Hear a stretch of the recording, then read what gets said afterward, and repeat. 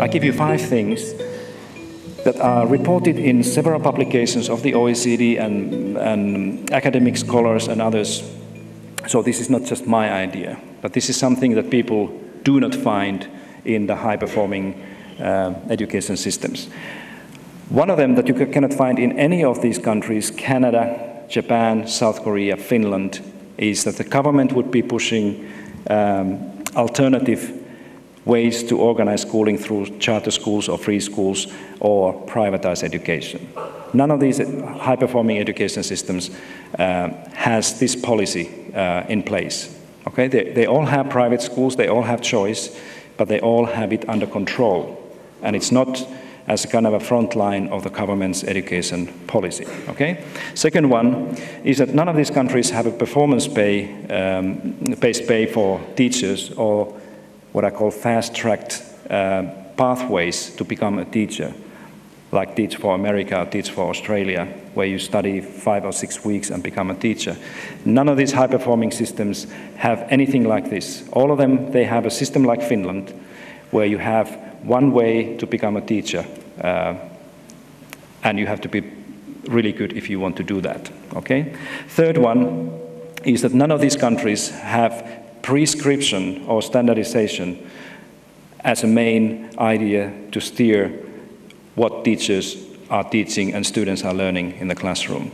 They are having less and less a kind of a frequent standardized testing. Like if you look at the highest performing education, English-speaking education system in the world is the province of Alberta.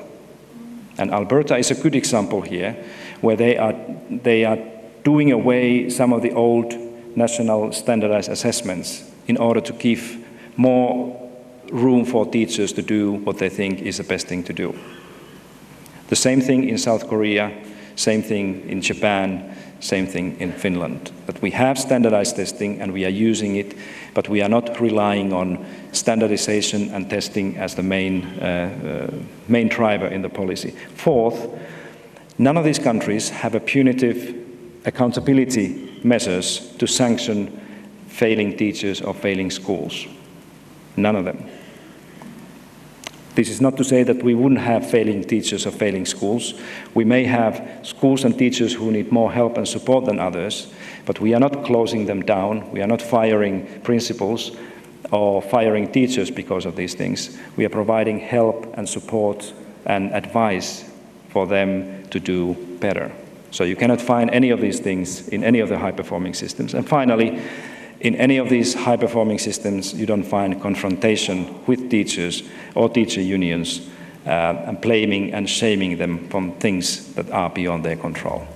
All of these countries have very strong unions. Finland has a very strong teacher union. Almost everybody, teachers and principals, are members of the union.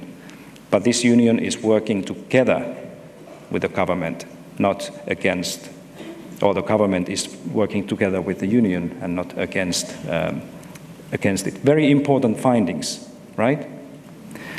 So what would be the lessons then? And now I'm coming to the end of my thing. But this is an interesting thing that, you know, one of my conclusions, not only from here, but almost everywhere, a little bit also including Finland, is that we are trying to do the wrong thing just a little bit righter.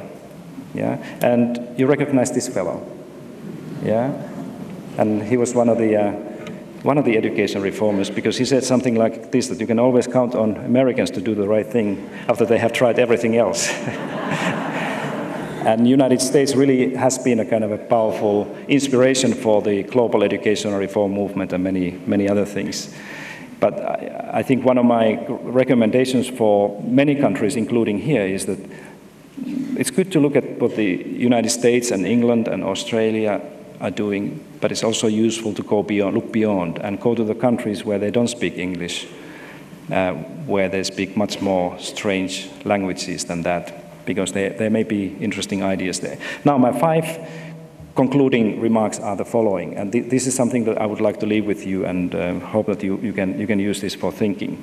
And these are lessons from Finland. The first one is that we need more collaboration and less competition everywhere. I think education at all levels is a business of doing things together rather than against one another.